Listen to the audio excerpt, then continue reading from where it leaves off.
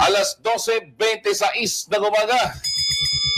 Kasama ho natin ngayon sa kabilang linya si Dr. Romina Dangilan, Deputy Director for Medical Services ng National Kidney and Transplant Institute. Magandang tanghali po, Doc. Hello po, Ronnie.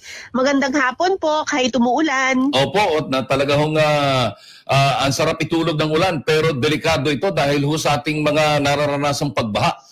Kumusta na po ang estado ng mga sakit na leptospirosis?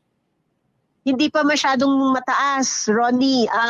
Kahapon, 2 lang na bagong pasyente, pero yung isa sobrang malubha na.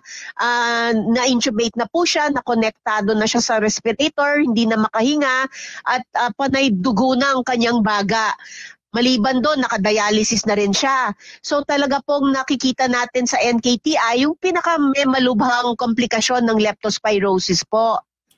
So, paano ho ba tinatamaan ang o ano ang mga sintomas kapag ikaw ho ay tinamaan ng leptospirosis? Kasi halos lahat po tayo ay aware na kadalasan ito'y nakukuha sa baha, lalo na pagka may sugat ang parte ng paa na tinatamaan ng tubig baha. Ito'y bunga naman ng yung tinatawag nating wewe ng daga, hindi ba ga? So, ano ang mga unang-unang mapapansin mo pag ikay tinamaan ng leptospirosis?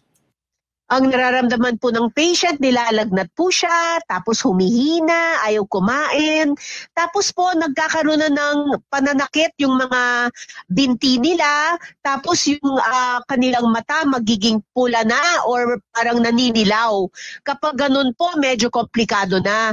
Kaya dapat po, pag na-expose na tayo sa baha, punta na po tayo sa health center para makainom na po ng gamot para hindi na umabot sa komplikasyon. Okay, so pwede po nating sabihin na pag ikaw ay galing o lalo na yung mga bata, naglalaro sa tubig baha, pag ito ho ba'y nakaramdam ng lagnat, pwede nating sabihin dalhin na kaagad sa mga health centers para preemptive measure kontra leptospirosis? Ronnie, hindi kailangan na hintayin na maglagnat. Parang kung lahat po tayo, kung nabaha tayo, then uminom na tayo ng gamot na prophylaxis para hindi na tayo magpa-komplikasyon. So hindi kailangan na hintayin na meron tayong sintomas. Kapag may sintomas na talagang natamaan na talaga tayo. Ang gusto natin is sana prevention, hindi na tumuloy na lagnatin tayo. Okay, so pwede nating sabihin na pag kayo'y dumaan sa baha, kung may time ka bukas o ngayong araw na ito, pumunta ka na sa health center para makahingi ka na ng prophylaxis. Yes, within 24 up to 72 hours, pero wag na natin hintayin yun. Basta 24 hours, Ronnie, pumunta na sa health center po. Alright, maraming salamat, Doc. Last na paalala po natin sa ating mga kababayan.